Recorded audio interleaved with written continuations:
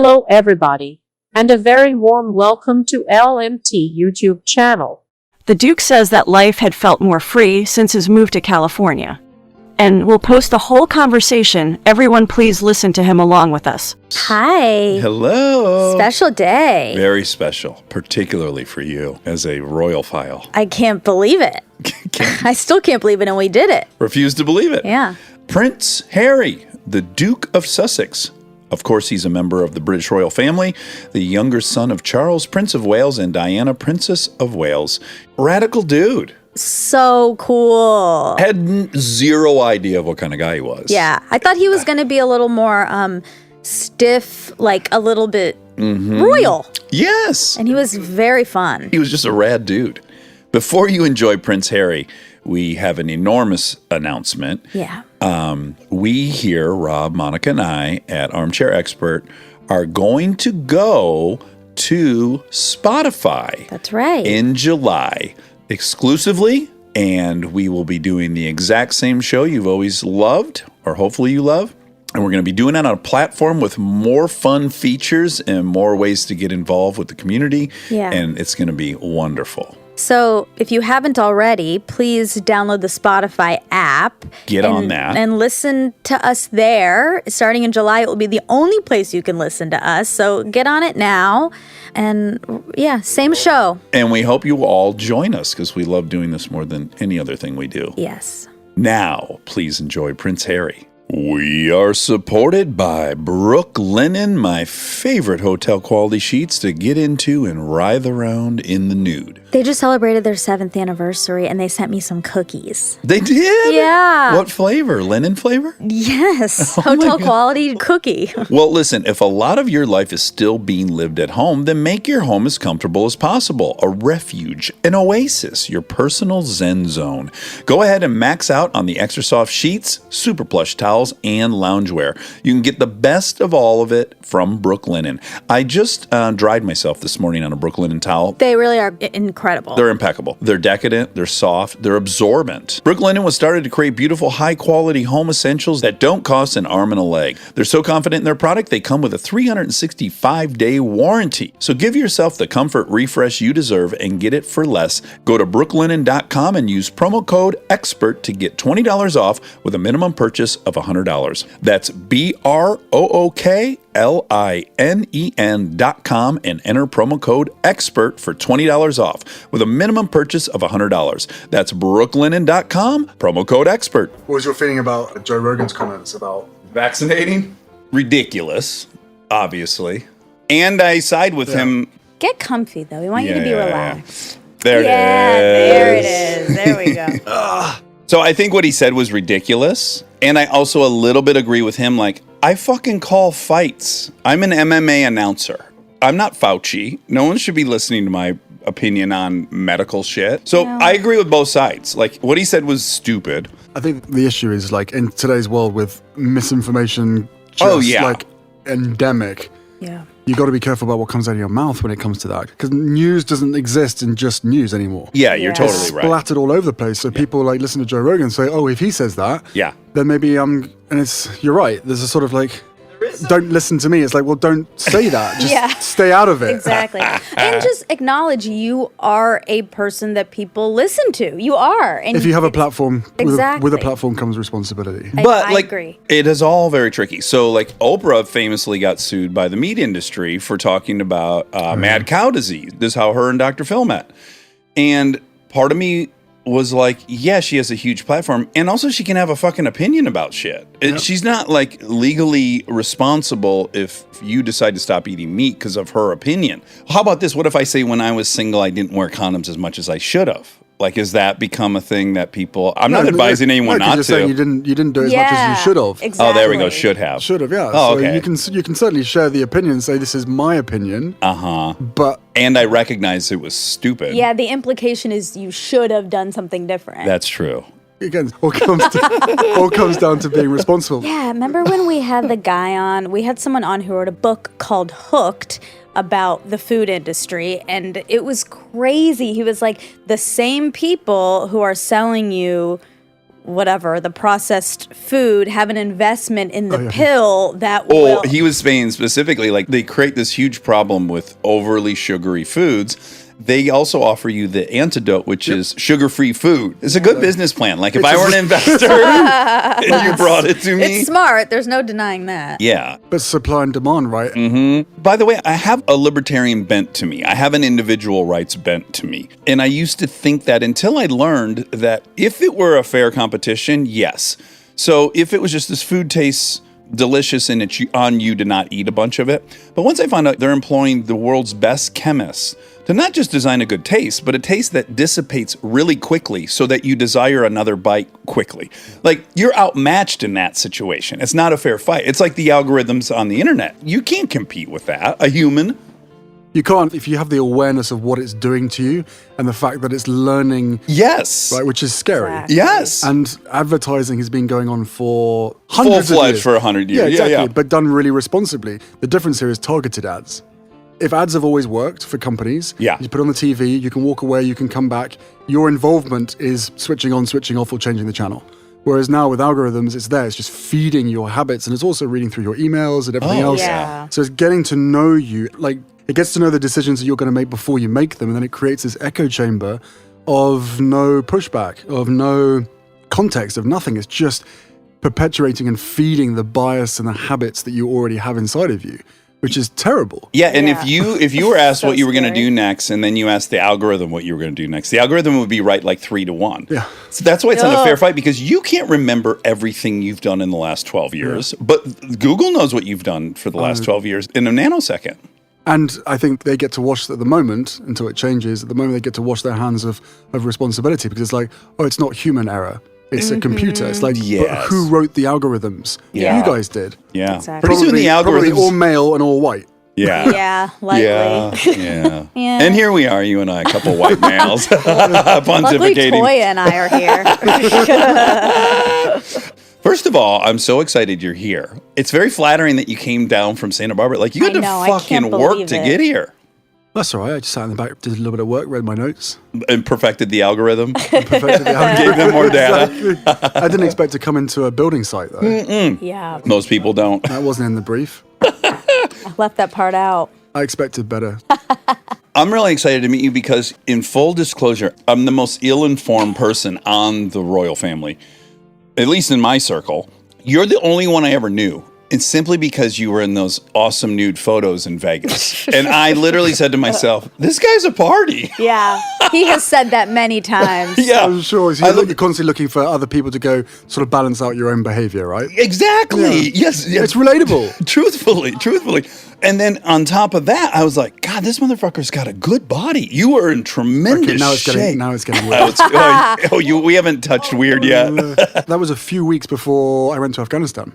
This is the other reason I knew you, is because I was there in 2007 doing a USO tour, and the big hubbub was that you were going to be arriving. Okay. And I remember thinking, oh, wow, they send princes into battle? I did not realize that was not what I thought happened. So much for keeping it quiet.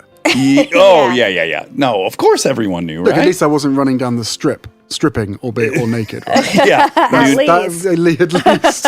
You could have been one of the dancing boys of Afghanistan. Do you know about should show the prince the calendar. Where is it? What calendar? that? You think that's going to make him feel more comfortable? Well, yeah, because I don't want him to think it's just Oh, him. yeah. It's not you who I'm just obsessed with. Thank you. Okay. Yes. Monica makes this for me every year, and it's a calendar of all my favorite bodies of And they're my all men. friends. They're all men.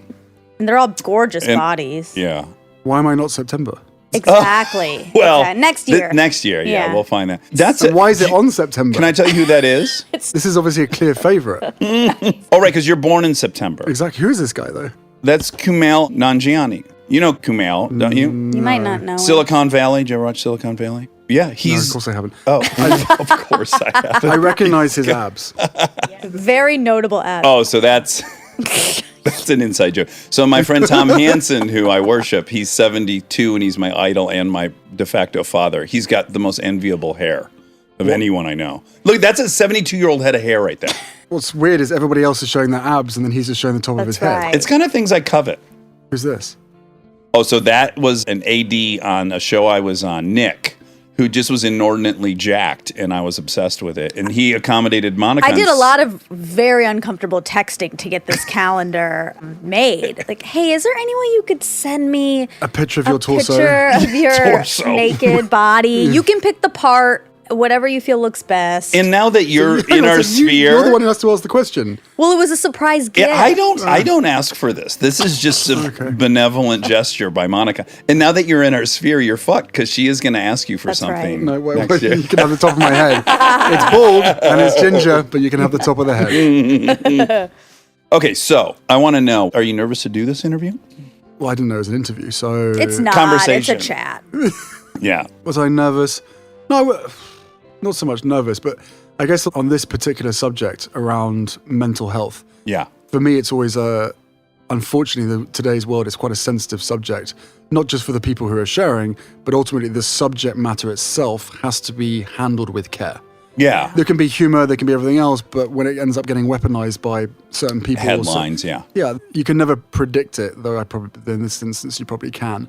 That doesn't worry me anymore. I used to be fearful of it. Yeah. But now it's almost like the same groups of people that come at it so negatively or try and turn it against you or weaponize it and therefore affect so many other millions of people from doing so Yeah. actually encourages me to speak out more. Yeah, Yeah, yeah. exactly. And I guess that's probably the same with you guys and the same people that sat in the same chair, which is like, look, I'm going to be vulnerable.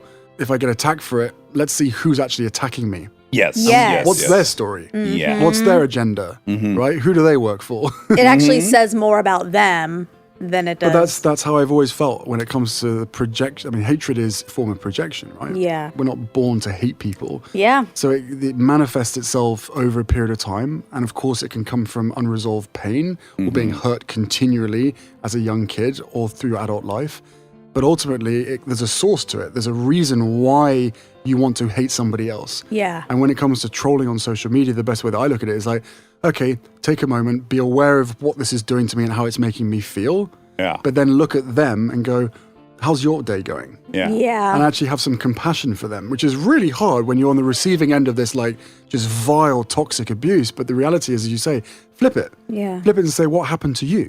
Yeah. What made you want to come at me like that when clearly we've never met? You don't know me. Like, what's your goal? What are you actually doing? I know it might make you feel better in the moment, but long term, it's not going to help. Okay, so where I come from in working class Michigan, I think my fear of sharing about like being molested or violent stepdads or all the stuff I went through, my fear was like those people will be like, oh my God, you need so much attention. Like that I'm mining it for sympathy or attention, which I'm doing neither, but that was maybe the hurdle for me to get over is that voice of my peers at home. What would they say? That I'm just attention seeking. What are yours? Like, what is the thing you go to from your childhood or whatnot where you can hear people saying, like, stop being a baby, stop. No, I think more like, oh, you need help. As a case of not so much weakness, but, oh, I don't know how to deal with this. You're unhinged or you're not particularly well. Go and seek help. And it's like, well, rule number one is when you actually want or feel as though someone needs help, telling them to their face, you need help, is probably the best way for them to go, no. No, I don't. No, I don't. Yeah. Object, run away, Exactly. delay, all these kind of things. Or go and drink or take drugs or whatever. You Yeah. find a different Take your way. clothes off in Vegas. Maybe.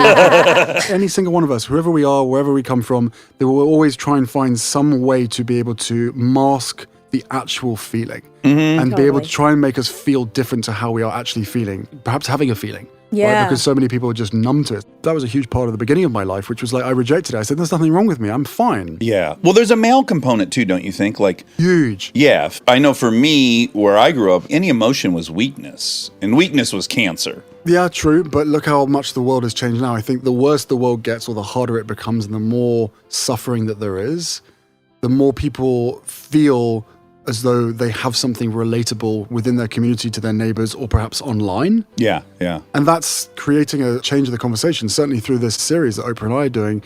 As far as I've viewed it for many, many years now, and we're very vocal about it on the series, which is speaking out, especially now in today's world, is a sign of strength rather than a sign of weakness. Yeah. So if you are making that conscious decision to say, you know what, it's not self-serving, but I want to share my story, or I'm being asked to share my story to hopefully help someone or loads of other people, I'm probably going to get trolled. I'm probably going to get attacked by the same people that would do it anyway. If I'm willing to make that decision, surely that comes from a place of courage rather than weakness. Yeah, for sure. The easy thing to do is to stay quiet.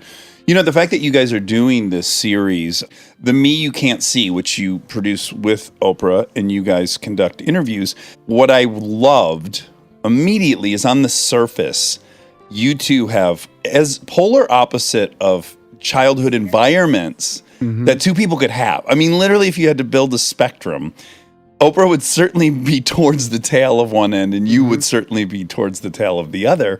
And yet what I love about it is trauma, loneliness, all these things, they transcend that whole spectrum. And if Oprah's at one end, I'm in the other based on my privilege and my upbringing, yes, and Oprah's at the opposite end, then every single one of us is somewhere along there. And by the way, I truly believe that you can move along the spectrum as well, right? Wherever you were born, you may start in one place, but that will change over time. Well, you guys are almost flipping, maybe. Oprah's going to end up the queen of America. Whoopsie! Sharecropping. No, Farm. you'll meet in the middle somewhere. But I think that's exactly it. That is about meeting in the middle. Well, one of the main reasons of the series, and to be able to have these honest conversations with people around the world who have suffered and are continuing to suffer in some instances, is about stripping away all of the, not so much the labeling, but our backgrounds and the privilege. Because again, within certain corners of the media, it's very much like, you're privileged. How could you possibly be suffering? And it's like... Can I interject and just say that I have unique compassion for you, because I feel like if I were you, I would feel not entitled to share my experience, that I would be judged as someone who was just not grateful or that had it made and was still complaining. Like, I think... weirdly, it is easier for Oprah to come from where she came from and tell you about her trauma than for you to say, you know what, it wasn't fucking great. Yeah, because people are like, what? You grew up in a palace. How bad can it be? Exactly. You had like people like running around doing this. You had, especially in today's world, and believe me, look, all of us have seen suffering. And I've luckily, because it's been part of my own growth, have spent many, many years traveling around the world seeing other people suffer and being able to have that empathy for them, the ability to put myself in their shoes. Yeah. That was the education that I had. So the weird thing is that, I was born into this privilege, but the privilege also gave me the most unbelievable front row seat and education. My education is not in school. My education is about meeting people across the Commonwealth, right? 52 countries, 2.4 billion people, 60% of that 2.4 billion people are under the age of 29. Like, everywhere I go, I ask questions. Everywhere I go, I try and listen. Yeah. I don't want to come in and say, these are what I think my solutions are. Like, I already know they're probably looking at me going, you're a prince, you come from a palace, where's your crown and where's your cape? Sorry, kids. Yeah. There is no crown. When's the no dance? Cape. They're like, When's I the want ball? to speak to you if you haven't got a crown. Bye. And off they go. But the reality is that you meet these kids and you go to these communities all over the world, and it just puts it into context. Yeah. And that's why I feel more comfortable now being able to talk about my own struggles, because I do it to help other people. Yeah. I don't see it as complaining, and I don't think anyone should see talking about your own issues as complaining. It's about sharing your story, knowing that how relatable it is, because you will, I guarantee you, by sharing the vulnerabilities and experiences that you've had growing up, there will be at least, probably, depending on what platform you're using, whether it's podcasts or otherwise. Yeah. As long as I keep it off Twitter, it's positive. Exactly. But you're going to have a positive impact on someone's life. Yes. Someone feels seen. They don't feel alone. It all is wonderful. Now, I think you and I are also in a really unique situation as well. Like, what you and I have had a really firsthand experience with is like, the shit that's sustainable, the foundation for self-esteem, all those things, sadly, they don't really derive from all the status stuff that I bought into as a kid and that you were just inadvertently born into, which is like all these things, the kind of dream we've been sold.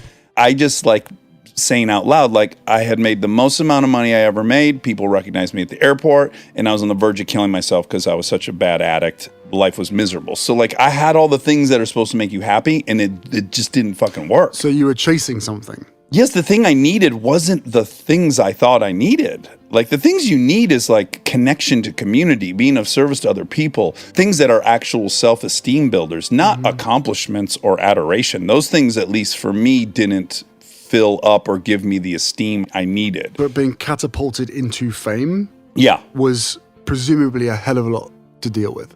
And did you have anyone around you at the time guiding you or giving you advice? Oh God, no! I had a bunch of me and my Addict friend, friends. well, a bunch of us, The bottom of the bag. all of us super excited to get into nightclubs, and people knew us, and hot girls liked me all of a sudden. Like the whole thing was really thrilling for about 6 months. But it's not sustainable. Yes, and then what really starts happening is like I'm still looking in the mirror in the morning, brushing my teeth, going like, well, I'm not seeing the person they're seeing. These people who love me, I'm not that person. Now I just feel like a fraud. I feel like I don't deserve it. There's just a million feelings, none of them good. But do you remember or do you have awareness to what the reason for the drugs and the drinking was, apart from having a great time and now knowing that you can afford it? Yeah. Touching on what we talked about at the beginning, like there's a reason for that. And for you, it was your upbringing and everything that happened to you, the trauma and the pain and the suffering. Yeah. All of a sudden you find yourselves doing a shitload of drugs and partying hard. Yeah. Look how many other people do that as well. They wouldn't necessarily have the awareness at the time. I certainly didn't have the awareness when I was going wild. Yeah. Like, why am I actually doing this? Yeah. In the moment, it's like, well, why not? It's fun. Right. I'm in my 20s. This is what you're supposed to do, isn't If it? asked, you would say, oh, it's fun. Yeah. But now you read, I'm sure, Oprah's book, which is great. What happened to you? I haven't read it yet, but I know. Okay, you're going to love it. Listen to it on tape. That's what I did. I don't know why I told you that. Maybe you enjoy reading. I assume they taught you how to read. There's so many layers to it. So, of course, I later came through sobriety, realized like, oh, yeah, I was trying to regulate internal feelings with external stuff. Yeah. So I had that awareness. But after reading her book, I realized like, oh, no, when you grow up with 6 or 7 ACEs, childhood traumas, there's like a questionnaire of 10 of them. I think 3 or more, you're 70% chance of being an addict or whatever. You got 6. Mm-hmm. So now I realize, oh, aside from trying to regulate, I can't regulate. My body gets into a very agitated state quite easily because of all the stuff from childhood. And that's just my biochemistry now. Going forward, there's a physiological component to it that ends up happening. But now you know what's happening. You can recognize in your body, and then you can regulate from there. Yeah. The awareness helps. The awareness helps massively to be able to listen to your body. Otherwise, you're just tearing around, or the way that I described it is basically having your head in the sand with your fingers in your ears going la, la, la, la, la, la, la, la, la. And you'd think you're cruising. Yeah. And then there's also cortisol that's playing a havoc as well. Yeah. And then the adrenaline part, which is just driving you, giving you this extra energy. And to some extent, I know I've been there, maybe been there as well, where you think, so whatever this is inside of me is really helping. It's driving It's fuel. me. It's fuel. Yeah. That's where the sort of the burnout happens, because it's like, this isn't normal, but it feels great because I can get shit done. Yeah, super I powering. can work harder and all of that.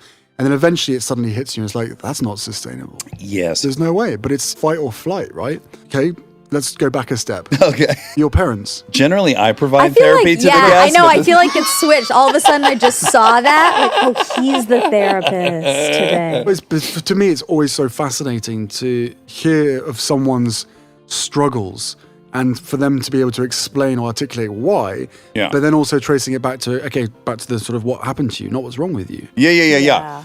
Yeah, so what happened is my parents got divorced at 3. My dad became pretty irregular and undependable. I didn't see him very often. My first stepdad was a violent cocaine addict that beat my mother in front of me. And I desperately wanted to save her and couldn't, which then predicted my long career as a bar fighter. Anytime I think someone needs to step in, that's my calling. Then another stepdad who was type A marathon running engineer, controlling. He and my brother fist fought. He knocked my brother out. I thought he was dead. My brother got sent to my dad's.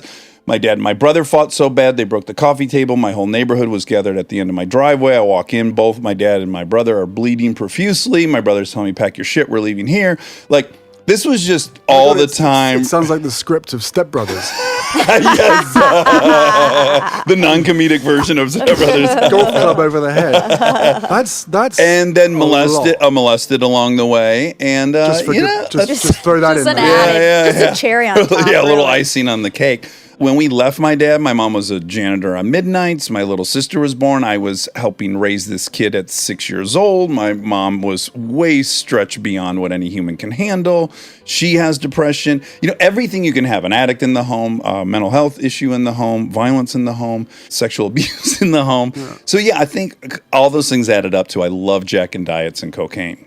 That's a lot, and beautifully summarized. If you don't mind me saying, I feel like I really know you now. Okay, thank you. Like, what was the trigger for you to go?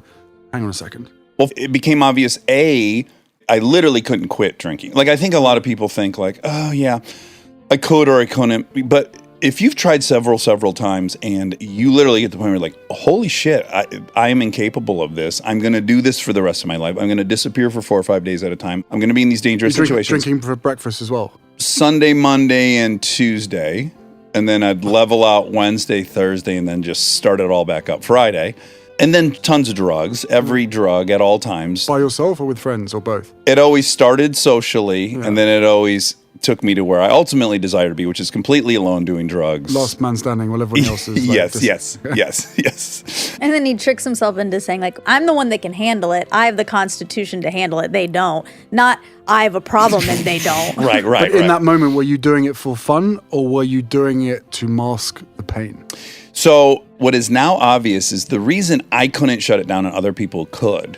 Now I recognize the thought of returning to the other feelings. I'd rather be dead. Like now I recognize that. Like in the moment. No, you don't realize it. Like we had a guest on who she and I kind of connected quickly. She didn't even articulate it, but she mentioned crack houses and I'm like, oh yeah, I've been in some crack houses. And then after that interview, I was thinking, it is weird what danger you'd put yourself in, but then recognizing that all you've really done is prioritize your emotional safety over your physical safety, which then makes sense. Like it's worth me being in a crack house, which is crazy dangerous, so that I feel emotionally the way I want to feel. And it makes sense then. But you also presuming you're with a group of people. Well, a group of strangers. Yeah, a group of strangers. Yes, the most desperate. Yeah. That must have made you feel... No, I was so judgmental of all of them. I was like, oh, look at all these fucking addicts. All these crackheads are gross. I'm just here recreationally. I'm not like that. Of course. I'm dipping in, I'm out. Yeah, it's all in-group, out-group. Yeah. I wasn't to the place where I could accept I'm them too. Yeah. But it proves that you can have everything you think you want. Yes. And actually need something very different. Yeah. And it's counter to the story we're born into. Yeah. Wait, I want to say something about privilege, going back and turning the tables back on you. Now you're the patient. Yeah, buckle up. Yeah, here we go. Do I have to pay for this session or not? No, it's on us. No. Okay. Well, now it was reciprocal. I just had one. Exactly, Now you get one. exactly. Okay, cool. Okay. I'm going to say this because I don't think you can, or people will maybe attack you for it, but it's really true. When you talk about going to the Commonwealth and you grew up like that and you had to empathize with all these people who are presumably in like much, quote, worse situations than you. And they were worse situations. But you were in a horrible situation too and had to put on a smile and walk around and be the person comforting. But in some ways, those people had more freedom than you did. And I think that is a hard thing to reconcile. Like, oh, I'm in a cage, or maybe you didn't know that yet, but I'm supposed to be the smiley one and I'm supposed to be the one comforting. Yeah, it's the job, right? Grin and bear it, get on with it. What was it, in my early 20s, I was a case of like, I don't want this job. Yeah. I don't want to be here. I don't want to be doing this. Look what it did to my mum. How am I ever going to settle down and have a wife and a family when I know that it's going to happen again? Because I know I've seen behind the curtain. I've seen the business model. I know how this operation runs and how it works. Yeah. I don't want to be part of this. And then once I started doing therapy, suddenly it was like the bubble was burst. Yeah. I plucked my head out of the sand, gave it a good shake off. And I was like, okay, you're in this position of privilege.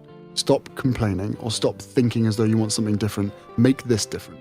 Because you can't get out. Yeah. So how are you going to do this differently? How are you going to make your mum proud? How are you going to use this platform to really affect change and be able to give people that confidence to be able to change their own lives? It was interesting because now looking back, and of course at the time it was the lack of awareness, but there was just the glimmer of awareness. Now looking back at it, I realized that helping other people helped me. Yeah. And when I created the Invictus Games, for instance, for wounded servicemen and women from 20 different countries, when I started it was like, I'm just going to create this platform because I know that sport rehabilitates people, both physically and emotionally and mentally. But once I started doing it, once I started to see the progress and the impact, I suddenly was like, wow, healing other people heals me. And I think that's where the sort of the compassion piece comes in for all of us, which is once you've suffered, you don't want anybody else to suffer. And it's an esteemable act. It's something you can actually be proud of yourself for. I actually think human, that's what we're supposed to do. Yes. Right? Compassion, there's an element of selfishness there. I don't think there's anything wrong with that. No. I think if you helping other people gets you the fix that you want or that you need, Happy days. Yes. Wouldn't that be a different world? If we're like, you know what? I wake up this morning, I'm feeling really shit. What am I going to do? I'm going to go and help my neighbor. Yeah. And I'm going to come back and then put my feet up and have a really good day. Yeah. It's part of AA. It's really quite like simple. built in. Yeah, it's like the cornerstone of AA is like service and acknowledging it's a very selfish endeavor. Yeah. And that's okay. There's a lot of ways to be selfish, and some of them are quite productive and But helpful. I think some people think that you can only really have that element of compassion for friends or for people that you see on a day-to-day basis. But the reality is service is universal. Yeah. Right? So wherever you go, you're going to find something that you can connect with somebody else with. And it's always quite surprising. You were born in a palace, you're a prince. Someone could have been of service to you. Like, it doesn't have to be someone who is got a cup in their hand asking for change. Like, everyone needs a hand. Everyone needs an ear. I feel way more connection to those free people that you talk about, emotionally free people and I guess systemic free people. I feel way more connection to people that I met and work with in parts of Africa, New Zealand, Australia, Canada, or whatever it is. Yeah. And I'm fortunate like that because the privilege does give you blinkers. Yeah. Mine were never particularly on straight. I've always felt different. Why do you think? God, I got a whole... Have I just opened up a can of worms? No, I was here we go. I was already laying out for you when I was trying to empathize with your life today in researching you. First of all, I need to know, what was the moment for you that led to therapy? Like, what was your moment at the bar? It was a conversation that I had with my now wife. Okay. And she saw it. She saw it straight away. She could tell that I was hurting and that some of the stuff that was out of my control was making me really angry. And it would make my blood boil. Well, you're a redhead, so I know you got a hell of a temper. You have that fire. No, it's not a temper, it's the fire. I've never screamed, I've never shouted, I've never, like for me, the best way of letting out any aggression is through boxing. But for me, prior to meeting Meghan, it was very much a case of, certainly connected to the media, that anger and frustration of this is so unjust. Not, by the way, not just about me, but about all this stuff that I was seeing. The level of powerlessness you must feel. Helplessness. Yeah. That's my biggest sort of Achilles heel. The 3 major times that I felt completely helpless. 1, when I was a kid in the back of the car with my mum being chased by paparazzi. 2 was in Afghanistan in an Apache helicopter. And then the 3rd one was with my wife. And those are the moments in my life where, feeling helpless hurts. It really hurts. Yeah. And that's when you think to yourself, shit, like, I got the privilege, I've got the platform, I've got the influence, and even I can't fix this. I can't change this. And when you start getting in your head about it, that's when it starts sort of taking a toll. Well, you probably get self-critical as well, like I would imagine. Massively self-critical. Yeah, if it were me, it'd be like, what the fuck? I have all the weapons, and here I am still can't alter the course of this at all. Yeah, I mean, the good thing is the course is being altered now. And look, everything is supply and demand. And in today's world, the way that hate has become so profitable, the system is set up so that whether you're for it or against it, you're still contributing to it. And I think it's really hard for people to understand, which is like, you see something hateful about someone or something, you then end up sharing it, saying, oh, look what they've done now, look what so-and-so said. But by sharing it, you're fueling the fire. So the best thing to do is to be able to be aware enough to go, I reject this, I'm going to push this out of my life. I'm not going to share it with somebody else. Why the hell would I share something that I hate with somebody else? I'm going to share the good stuff. And then collectively we can flip the whole thing. And then suddenly compassion, love, and empathy becomes the driving force rather than hate. Sorry, I got a little bit deep there. And I enjoyed it. I'm 3/4 erect right now. Oh, God. But luckily my legs are crossed. This is part of his trauma. He can't go 5 minutes without making a sexual reference. Okay, I'm so glad you're here to keep us safe. Stay tuned for more Armchair Expert, if you dare. We are supported by HelloFresh. With HelloFresh, you get fresh, pre-measured ingredients and mouth-watering seasonal recipes delivered right to your door. Skip trips to the grocery store and count on HelloFresh to make home cooking easy, fun, and affordable.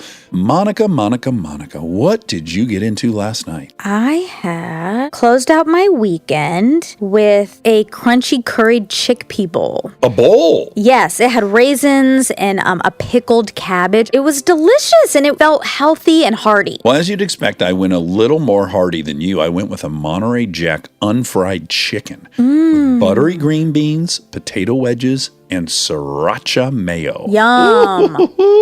delicious. HelloFresh offers 25 plus recipes to choose from each week, from vegetarian meals to craft burgers and extra special gourmet options. There's something for everyone to enjoy, with all recipes designed and tested by professional chefs and nutritional experts to ensure deliciousness and simplicity. Go to HelloFresh.com/DAX12 and use code DAX12 for 12 free meals, including free shipping. That's HelloFresh.com/DAX12 for 12 free meals, including free shipping. HelloFresh, America's #1 meal kit. We are supported by McDonald's. Yummy. McDonald's, Mickey D's. Listen, they've got an incredible offer right now, Monica. What is it? That I've taken them up on. Buy one of your favorite items and get another for just $1. That is an incredible offer.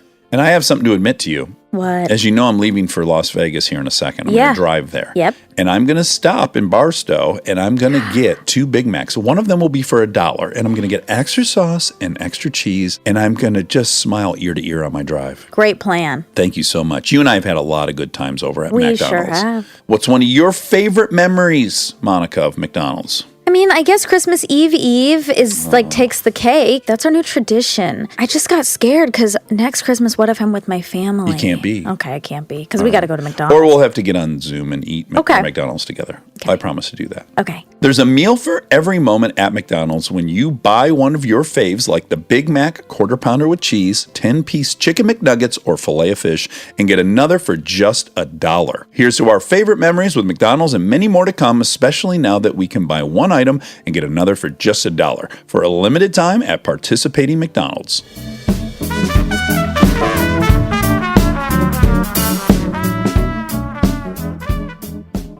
Every teenager I've ever met, and myself included, feels different. And you feel like everyone else is getting it and you're not, and you're on the outside, even if you're like seemingly accepted by the whole group. I think it's very normal to feel different, but then in your case, it's so compounded. You're in the tiniest in-group of all time. Yeah. Like, there's the whole country, and then there's you guys, and you're standing in one direction, and they're standing in the other direction looking at you. The whole world. The whole world. I was liking it to Truman Show. Have you seen that movie? Yep. It's a mix between the Truman Show and being in a zoo. Yes. Well, that's funny you'd say that, because a couple of the snaps I've had in public, regrettably, I've said that. You're not at the fucking zoo, and I'm not a bear. I'm not the attraction. Yes. Aside from that, you were kind of cast into a movie without being asked, which is kind of a wild, wild thought. I don't know that anyone could actually comprehend. Yeah. Yeah, Truman Show would have to be the closest thing. I think the biggest issue for me was that being born into it, you inherit the risk. You inherit the risk that comes with it. You inherit every element of it without choice. Mm-hmm. And because of the way that the UK media are, they feel an ownership over you. Mm-hmm. Literally, like a full-on ownership. And then they give the impression to some of their, well, most of their readers, that that is the case. But I think it's a really dangerous place to be if you don't have a choice. But then, of course, then people quite rightly will turn around and go, so what if you didn't have a choice? It was privilege. Yeah, no, I reject this, because this was an argument made to Kristen and I. We had this whole campaign for paparazzi and magazines here in the U.S. to not show kids anymore. It's called No Kids Policy, and most of the magazines adopted it. There's a couple of shitty places that still do that, TMZ and fucking World Mail or whatever that shitty thing Daily you have in Mail. London. Yeah, Daily Mail. And page 6 of the New York Post, they took pictures of my son being picked up from school on his first day. Yeah, so they didn't, but the majority did. So but when we first had our daughter Lincoln, the paparazzi lived across the street from our house endlessly, right? Since then, it's stopped, and it's been great. But I reject, you chose this. Yes, Dax chose this, and Kristen chose this, but my fucking children didn't choose shit. They were just born into this house, and I fucking reject that that goes with the territory for children. Yeah, well, first of all, the people that are taking photographs and making money off of your life and your misery are probably the same people that really enjoy your movies. Hopefully. Yeah, exactly. I'm a big fan of Employee of the Month, by the way. Oh, thank you. But I guess my point is, the way that I look at it, especially now living here 1 hour outside LA, like it's a feeding frenzy here. Yeah. Right, we spent the first 3.5 months living at Tyler Perry's house. Okay. Right. He let us stay.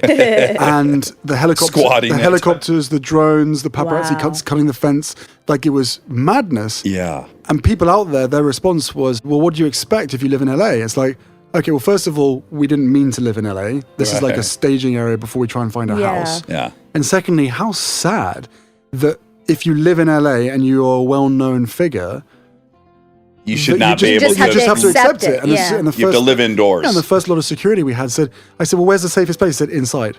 Ugh. And I said, sorry, so just because I'm a well-known person, you can't go outside anymore. you can't go outside anymore. That's what you wanted, Harry. Yeah. You wanted to not go outside. You've always wanted that. but it's really, really sad. And of course, their argument is from the paparazzi and everybody else is like, oh, if you're in the public space, then it's absolutely fine for us to do it. It's like, yes. So what is our human right as an individual and as a family? You're saying that if the moment we step foot out of our house, that it's open season and free game. Yeah. What, because of public interest? There's no public interest in you taking your kids for a walk down the beach. Right. Nothing. Yes. And of there's course, not news. No, there's not news. Yeah. This is my issue with it. It's like news should stay as news. What has happened in today's world is that news has been hijacked and used to commercially benefit a small group of people. So it's this sort of rabid feeding frenzy. And going back to the kids' point, it's absolutely true. Like, these kids don't get a choice. They don't get a say in it. And if it becomes any worse, then what you're basically accepting is, okay, fine. So anyone with a talent. Let's criminalize. Let's punish everyone. Let's punish people who've got a talent and have driven and have literally worked their asses off to get to a point where, yes, they're making money. And yes, their fans are contributing to that. Yeah. But they're bringing entertainment and value to society, whether it's through movies, whether it's through music or whatever. Yeah. So if you continue to chase them and their kids, you're probably going to not just stop them from wanting to go to work.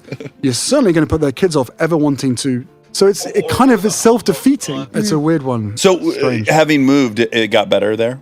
Yeah, way better. Oh, good. But just 2 days ago, Orlando Bloom sent me a message because he's down the road and we sort of keep in contact because of the paparazzi. Yeah. He sent me a photograph, which his security got, of this long-haired guy with a beanie on with his earpods in, with his massive camera lying in the back of his 4x4 truck. Blacked out windows, a woman driving, who she likes the sort of the peace sign where she's sitting there as a distraction. And he's laid down in the back of this truck, taking photographs of them out with their kid. Yeah. And whoever else is in that area. Yeah.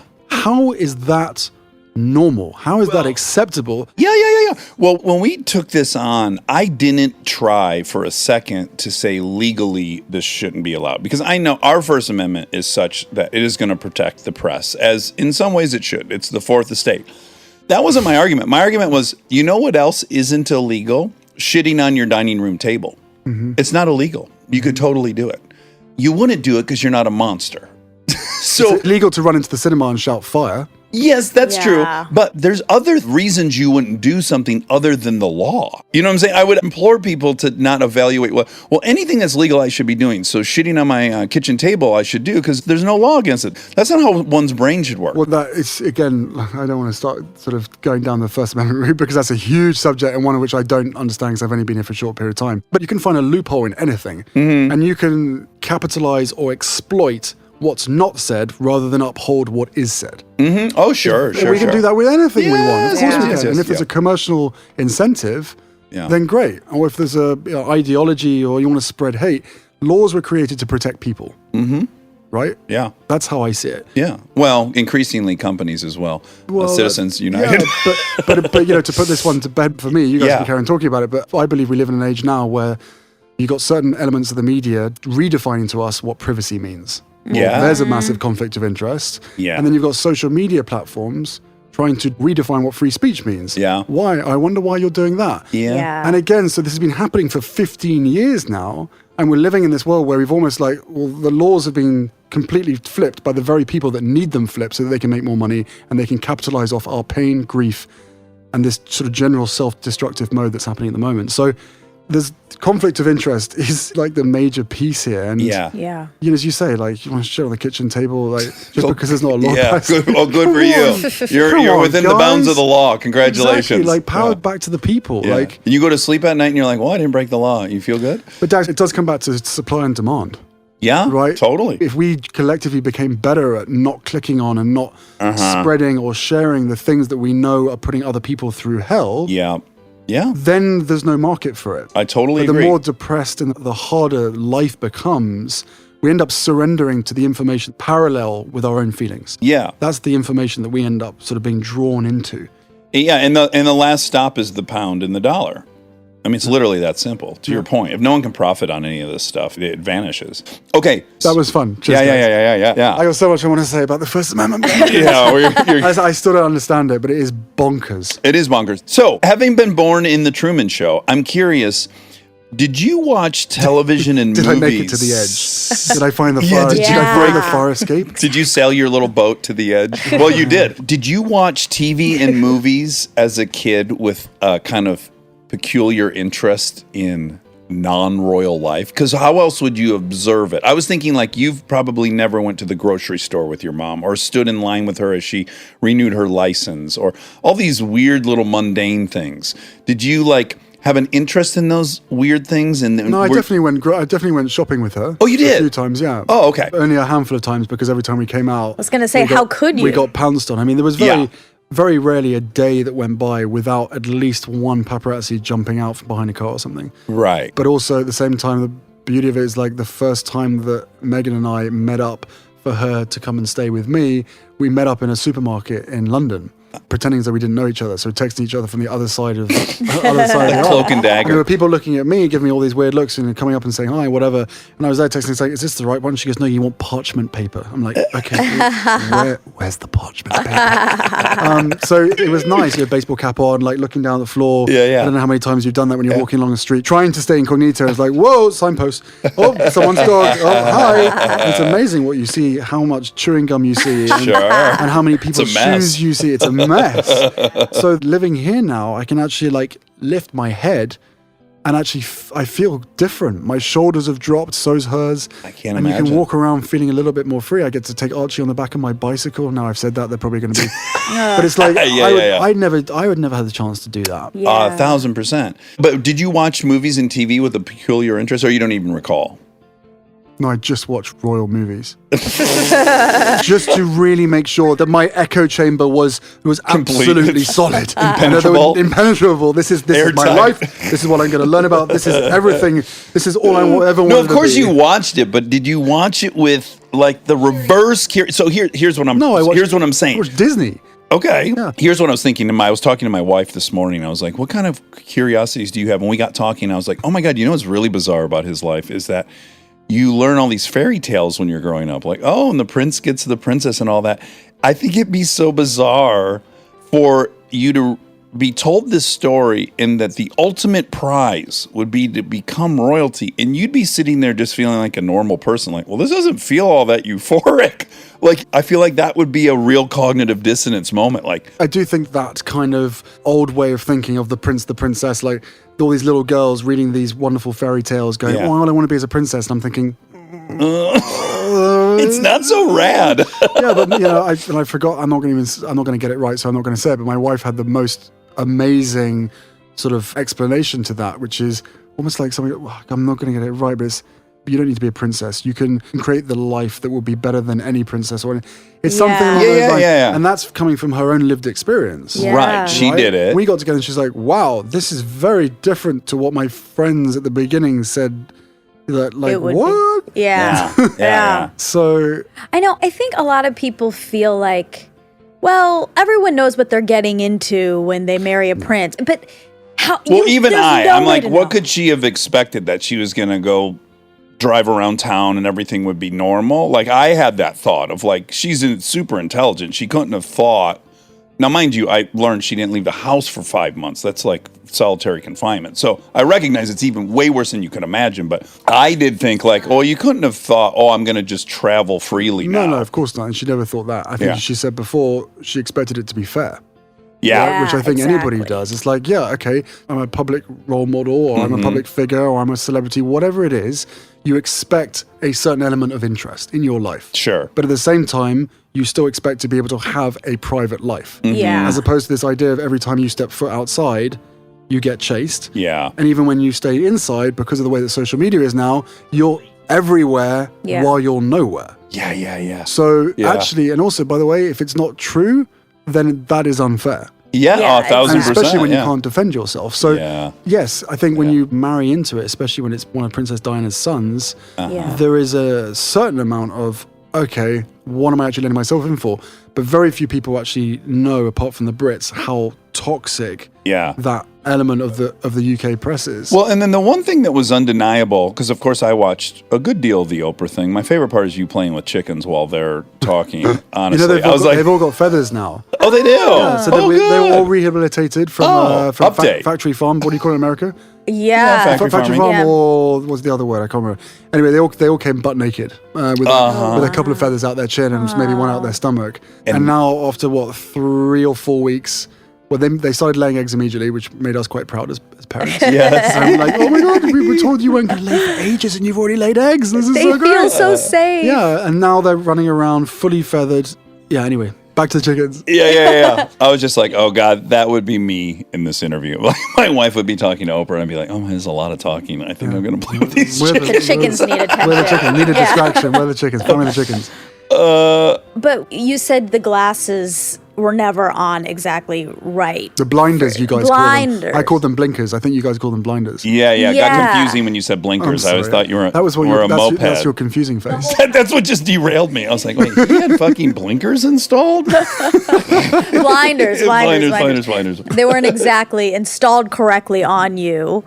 And why do you think that's because of your mom? Yeah, definitely. The massive, immense impact that she had on us in the short time that she was around Yeah. was huge, because all she wanted to do was make sure that we had as normal life as possible. But it was interesting, so going back to the whole sort of traveling around the Commonwealth, I thought I knew, right? Having been able to travel that much and meet so many and such a diverse group of people, I thought I understood life. Yeah.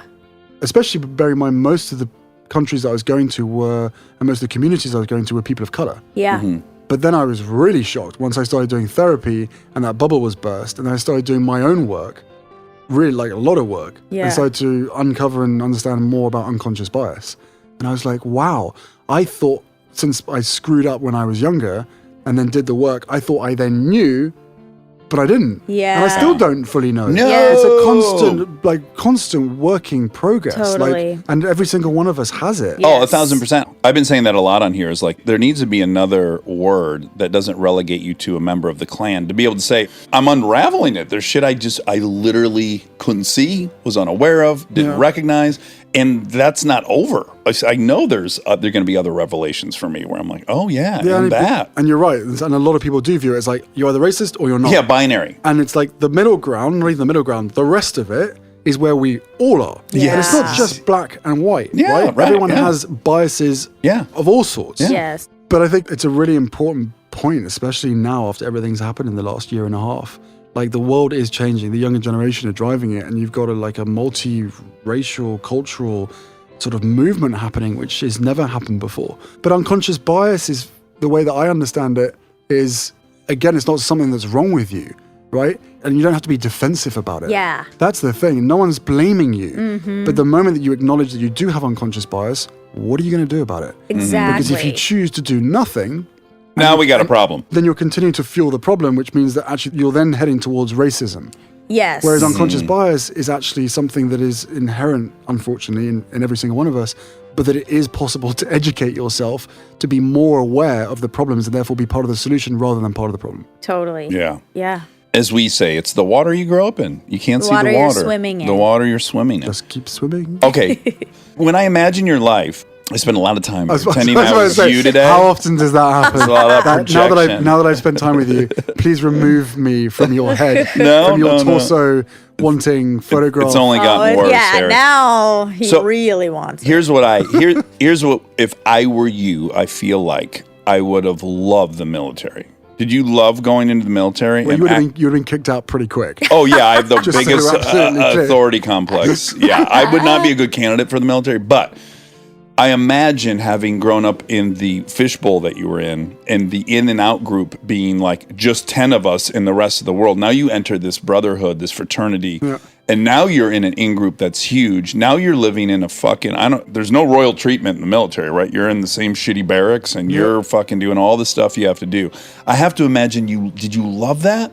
I loved it. I loved wearing the same uniform as everybody else. Yeah. I love being treated the same. Yeah. I loved the expectation of if you want to get that job or you want that promotion or you want to finish this race, it's all on you. Yeah, it's a meritocracy. There's no special treatment. You're not going to get any help. Yeah. If anything, you're probably going to get treated the opposite because everyone thinks that you've had an easy life and everyone's always helped you get to where you are. Yes. And then suddenly, school, I hated exams. And I promised myself I'd never do exams again. Then I joined the army, of which is full of exams. And I still promised myself I'm never going to do this. And then I ended up flying Apache helicopters, of which is full of exams. I'm just like, what am I doing to myself? Wait, hold on. This is insane. You are a pilot? I was. Get the fuck out. no You longer flew an qualified. Apache. Yeah.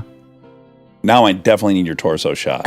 Way more than I Well, needed what we before. should do is we should go dune buggy together. Yes. You take me for a helicopter ride. I'll take you in the dune car. Yeah. And oh my God. I'll put a 30mm cannon on the top. Okay, perfect. Perfect. And then yeah. we can have great fun. It's chromoly tubing, 4130. It could definitely support the weight. But you have an RAF flag on the side of it, which is shocking. That's going to be an issue for you. I'm going to paint over it. It's really from Quadrophenia, to be honest. It's a reference to the WHO more than the RAF, but... Okay, well, the army in the UK call the RAF crabs. Oh, they do? Yeah, RAF something crabs. about the tide, I'm not sure. Well, two things. I thought, wow, you must have really loved that experience, and what a great way to teleport into a different life that you had been kind of denied. A normal life. Yes. Right? As yes. normal I Which was gonna probably get. so fucking exotic to you. I'm not entirely sure whether exotic would be the word, bearing in mind some of the accommodation I had to live in and some of But the... exotic in the sense that it was so rare. It was rare in... I think it certainly made me, yeah. without question. This goes back to the trauma piece. What I didn't realize was during those years, I was still functioning and being driven by adrenaline. Yeah. So actually, I was one of the best candidates for that role at that time. For sure, because you're good at living in chaos. Good at living in chaos. I could manage 4 radios at one time. If there was anything painful, whether it was my body or whatever, I would just push through it. And so, yeah, that expectation is that he's going to be tailing behind everybody else because he's a prince. Yeah. And the moment that I was towards the front, and by the way, the rule was don't be at the back, don't be in the front, be in the middle. Because you don't want to draw attention. You do not want to be the first across the line because then the next week, if you're hungover, tired, you're just pissed off, and you're not at the front, You're then the directing underperforming. staff are like, you're underperforming. It's like, no, last week was a good week. Don't pick on me. Come on, please. I had electrolytes for breakfast. Or worse, they turn around and say, right, because last week you were at the front, this week you got to carry his burger. And I'm like, what, 30 extra